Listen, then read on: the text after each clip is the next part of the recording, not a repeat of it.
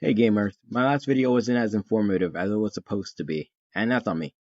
I didn't show proof in the form of my competitive game history. Honestly, I just didn't know where to put in the last video, so I made the amateur mistake of not keeping it in the video. Also, because I want this video to be more up to date, I re-downloaded the game and went into 10 comp matches, so these are my most recent matches. I did this mainly because the last video was made shortly after they removed the SMS verification, so there's a chance that I was simply experiencing a temporarily higher influx of smurfs during that month and a half-ish. The first half of this video will be me going through my match history and pointing out games that have a smurf when I get to them. In the second half, I'll try to respond to the comments viewers had in the last video. There are timestamps in the video to help people who want to see responses to certain questions and those who want to see when the first half stops. Okay, so let me explain what I'm doing here. As you can see, I have a running counter and I'm going through my matches and I'm checking profiles for suspected smurfs. I'm effectively checking a few things. I'm mainly looking for a combination of factors. One, their username. Reason why? A fair bit of Smurf usernames contain either character names like Cassidy76 or they contain effectively inside information, i.e. usernames like Get Quaked On or usernames like I Desperately Need Healing. This is a pretty common thing for Smurf accounts among PvP games, especially ones with multiple characters to choose from. Reason 2, this one's a bit more dodgy and is more based on my personal experience with interacting with Smurfs in a variety of games. Main accounts typically don't contain usernames that the average person wouldn't want to be associated with. Reason being, if you have a friend that plays a game, or you meet someone who plays a game, you probably don't want to admit to owning the account called I'm looking for a femboy. Since the moment you say that, they'll consequently label you as a degen. And one of the main reasons to have a Smurf account is to dodge the consequences of the actions that you take in said game. Again, this isn't foolproof, and as such, I won't be solely relying on it. Their playtime to rank ratio. Reason.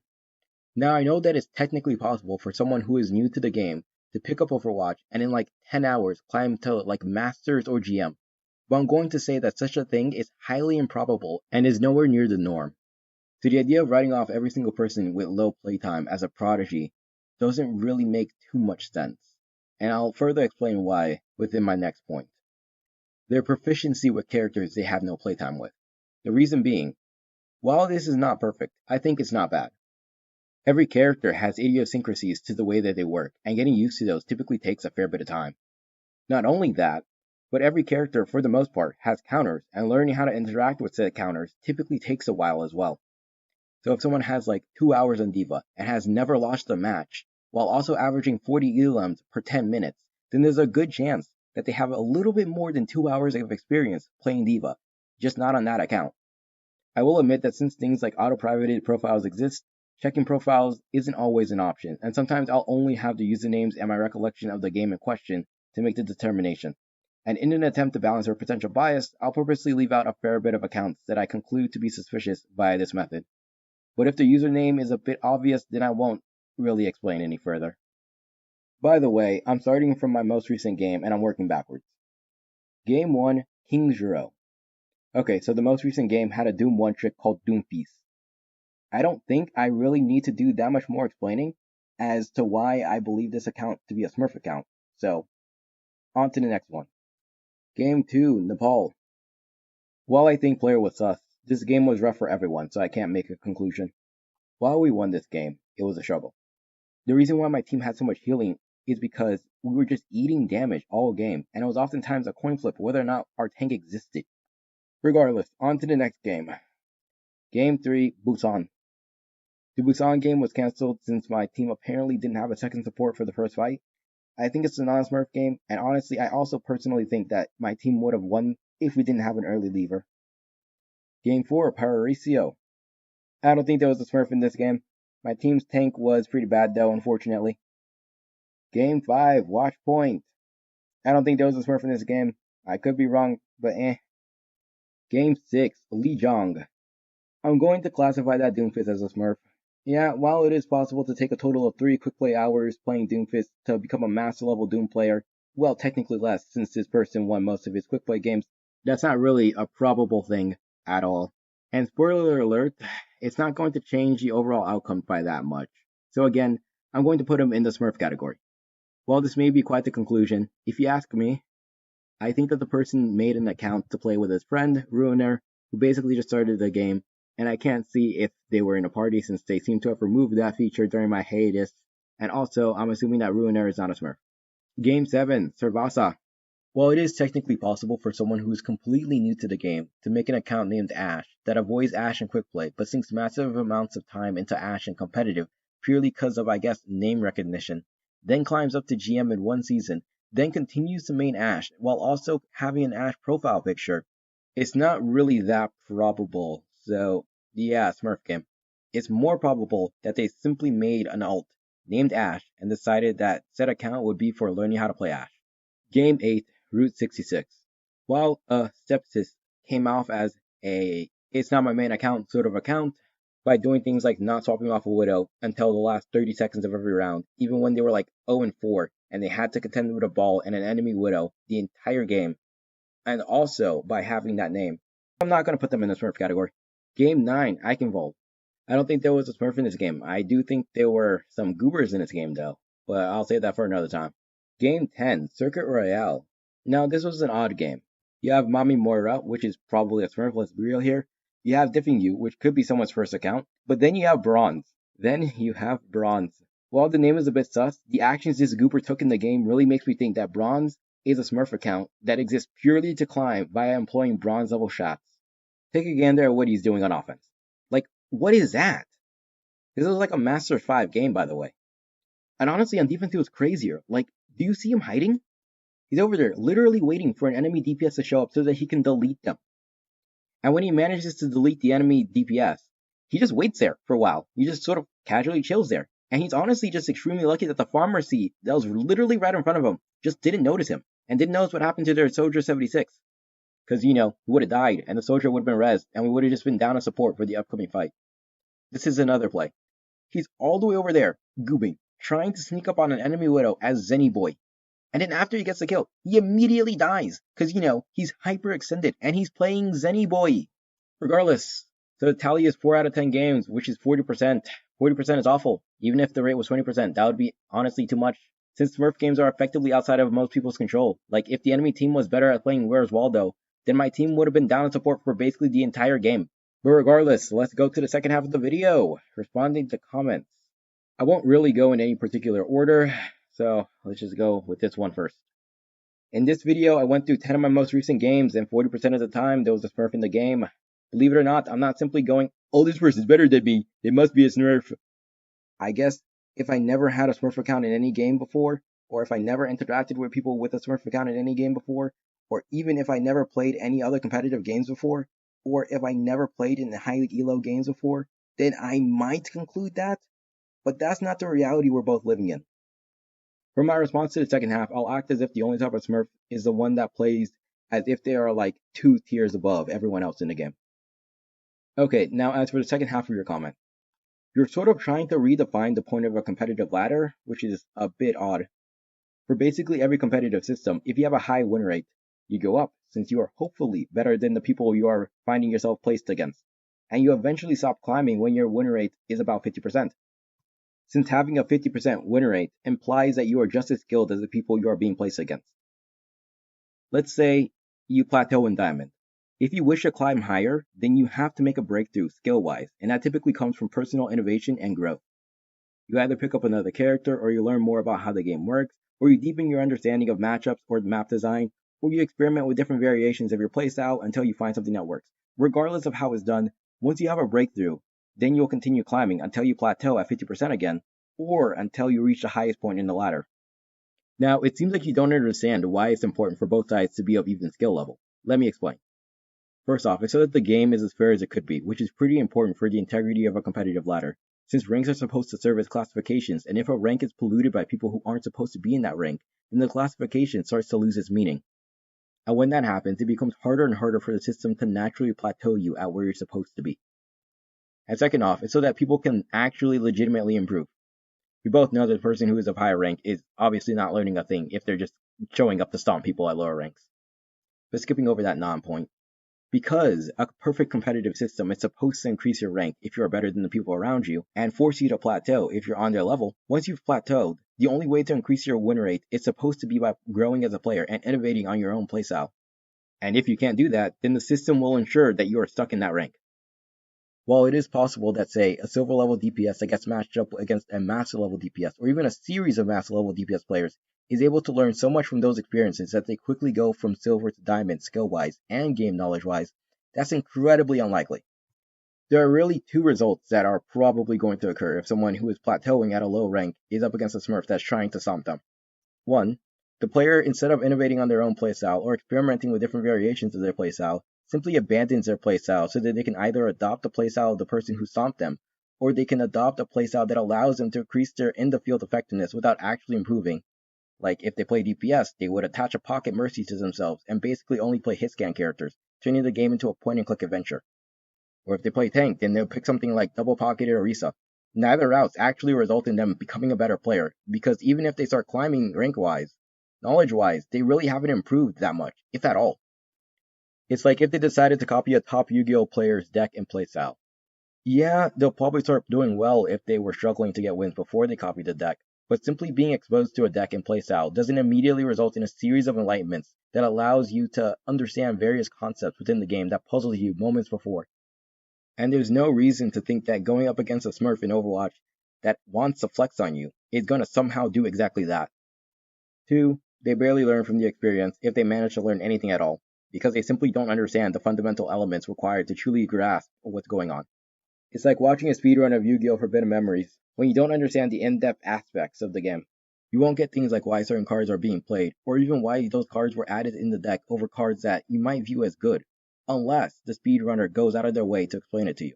And the Smurf is not gonna do that. They're not in the game to explain things you don't understand. They're there from themselves. And if their main is a high elo account, and they want to play on a low elo account, but continue playing like a high elo player, then they're most likely there to stomp on you. Now let's take this fine gentleman for instance. If you were plat and you found yourself up against them, what exactly are you going to learn that you wouldn't have learned if you were never matched up against a top 500 Widow outside of a top 500 environment? You might learn how to play against Plat Widows, I guess, but you'd learn that naturally by playing against Plat Widows. You might learn how to play against Diamond Widows, but if you have the ability to do that, then you would end up doing that when you're up against Diamond Widows after you reach Diamond. I guess you might learn some Widow tech if you play Widow, but you see, the beauty of a competitive system is that it's supposed to attempt to plateau your win rate, because when that happens, people tend to try to innovate, and even if you're unimaginative, you'll naturally encounter people risking their win rates to experiment with new techniques. And if you merely need to see a technique to understand everything associated with it, then you'll most likely see a top tier technique that works in your rank. You simply need to understand enough about the game to know which ones are the good ones and which ones are the bad ones. And you really don't need a smurf to dominate in your game for you to figure out which techniques are actually the good ones. But I guess if you don't want to actually increase your game knowledge, but you also want to climb, then you can just wait for a smurf to effectively give you a template that you think is good, because it was used by a smurf, and you could climb by simply imitating them. But that wouldn't be you naturally getting better. That would be you artificially improving your rank by simply imitating a better player. You innovate, you learn more about the game, you experiment with different variants of your own playstyle, etc.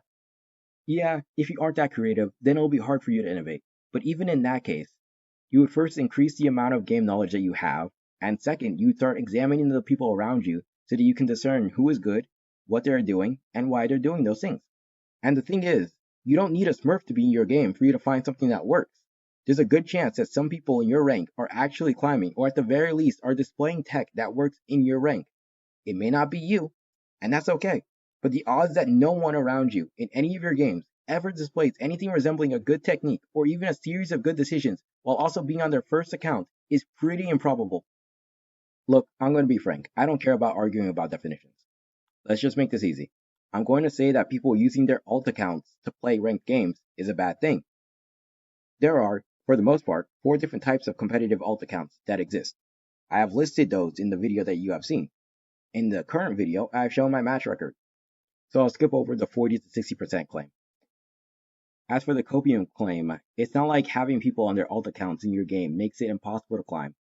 Even with people on alt accounts showing up inside of like 4 out of 10 of my games, I only ended up losing 1 out of 4 of those games. I will admit that I personally believe that if someone is trying to actually understand how to play the game, then being up against someone who's on their alt account, even just 20% of the time, is going to impede their ability to do so. But my issue with people playing ranked on their alt accounts comes from the fact that those games are rarely ever fun to play. Honestly, having a suicidal Zenyatta or a one-trick Doom or even a top 500 Widow popping off on an alt account doesn't make the game more enjoyable. In fact, there's a good chance that you end up becoming basically a bystander in the match. As if the ult is dragging your team down, then your team has to be so much better than the enemy team because you have to operate with a legit handicap. And if they can pull that off, then honestly, you could probably be subbed out for anyone if your team is literally that good. And if your team isn't able to overcome the fact that they have a handicap, then you can't really do anything other than wait until the next match happens. And if the ult account is there to stomp on other people, then you basically just become someone who is there just because the team really needs 5 people to start. Like, you're simply a warm body that could probably be replaced by a level 10 CPU without actually affecting the end result of the game. All I can say about the last part is that most new players have their profiles privated.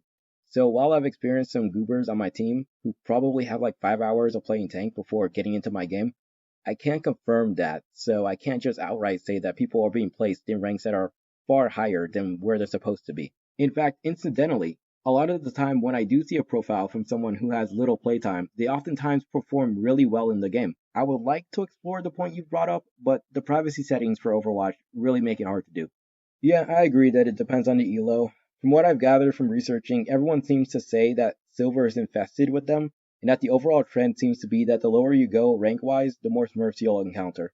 At least where I'm ranked, ranking up isn't made impossible because of smurfs. It's just that games with people who are either just not trying or people who are trying to flex on other people of lower skill level aren't fun to be in, especially when I'm simply looking for a genuine competitive experience.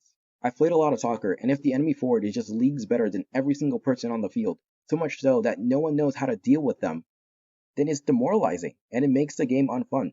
And if someone on your team, say it's a midfielder, is refusing to try his hardest in the game, then at least for me, it detracts from the fun of the game. I do agree with the fact that it's hard to address a problem since the game is quite old, but in games like Dota, there's at least an effort being made. I've yet to see anything that implies that Blizzard even sees it as a problem. I was still playing during 2017, and I don't think I really found myself noticing Smurfs that often unless they were really good. As in Overwatch 1, the value of an individual player was lower than it is in Overwatch 2. In Overwatch 1, even if you're up against a fairly decent soldier smurf, for example, you could afford to assign one of the tanks. Oftentimes found myself being the one doing it since I like playing off tank, to control that massive threat so that your team could breathe. Yeah, it didn't work all the time, but that strategy is so much more reliable than really any of the available strategies in Overwatch 2. And honestly, I didn't really find any issues climbing in Overwatch 1. Yeah, there was the occasional goober, but the higher you climbed up, the less they appeared. By the way, I'm not including people who simply had bad games, because everyone has them. I'm referring to people who were actually lost and didn't seem to comprehend how things like matchups work. Personally, I think the people who called you a smurf just don't know how to determine such a thing. As you said, you've played a lot of custom games, so your profile would show that a majority of your 500 plus hours have been spent in the custom game mode. And that would be pretty indicative of the account being a main account, since smurf accounts typically exist to only play comp. At least the ones that I run into on the latter. I will admit that there's a chance that the system tries to pair smurfs against smurfs, but just as there's a fair bit of people who say that they go up against a lot of smurfs on their smurf account, there are also people who say that they don't really encounter smurfs in their games, despite being on their smurf account. So there's a chance that other factors are playing a larger role, like region. I would say that your case is unique, as I do feel as though it is, but at the same time, I don't think I've seen smurf accounts that have extensive amounts of time inside custom games, since custom games are typically activities that people participate in with their main accounts, since that's where their network would be, like their friends and stuff like that. And also, being on an ult doesn't really do them that much good when it comes to custom games, at least not nearly as much good as it does in competitive games. So they typically just don't have that many hours inside custom games, if they have any hours at all. Since, elo doesn't really exist in custom games. But yeah, all I can say is that your case is probably unique, but I don't really have the evidence to prove that. And as for the other portions of the comment, yeah, I know. I'm not using the existence of Smurfs to imply that winning games is impossible. I'm saying that it detracts from the fun of the overall competitive experience and that it hurts the overall competitive environment. I have the evidence in this video. Yeah, I will admit that it's probably different on console, but from what I've researched, everyone seems to say that the lower you go rank-wise, the more Smurfs you encounter. Regions might also play a role. I do think that it's neat that you VOD review. I think VOD reviews are fun. Let me say this before adjusting the 4 points. I think that playing a hero you're bad at is probably the least negative type of smurfing, but I do think it's pretty bad. and I think that doing it in Overwatch is worse than doing it in the MOBA, since switching is an important aspect of the game. To address basically all 4 points at once. There are going to be times when it's optimal to use a character you're morally against using, because it's a character you actually put a lot of time into, and you're going to have to make the choice of either not trying your best to really win the game, or you'll have to pick one of the characters that you know how to play. And then you'll have to either decide to scale back the amount of effort you're putting into the game, or decide to try your hardest and simply become a GM tank playing in a diamond game. By the way, I don't know how often such a thing would happen for you, but when I was smurfing in the MOBA and I saw the counter to my character I was learning picked on the enemy team during the drafting phase, I chose one of the characters that I knew could deal with it, and it was one that I already knew how to play. Yeah, obviously it doesn't completely prevent people from climbing if they decide to pump hours into the game to counter it, as I had a 60% win rate despite having 4 smurf games, so obviously if I pump in a lot more time into solo queuing, then I'll climb higher. But my main complaint is that the game is not fun when you have a smurf in your game. And why would I invest more time into a game if a 2 hour and 30-minute session is going to contain a total of a full hour or so of people participating on alt account shenanigans? And I'm not even including the games that are just awful because 1 or 2 people just don't know how to play their roles. I only have as many hours in Overwatch 2 as I do now because I duo queued with a friend, and it was funny to laugh at the situations that came up whenever they unfolded. Yeah, I sort of agree, but since Overwatch is a game where switching is an important mechanic, blacklisting certain characters because you're too good at them can worsen the experience for your teammates. Like if you were, for example, avoiding hit scan, even when there's a Pharah in the enemy team that's destroying your team. Yeah, I unfortunately can't really comment on that since I wasn't playing the game for like over 5 years, so I actually don't know when it took a turn for the worse. Well, that video was longer than I thought it would be. Well, I might take a break from Overwatch related videos for a while. I also might not do that. So, yeah, tune in to see. But that's it for now. See ya.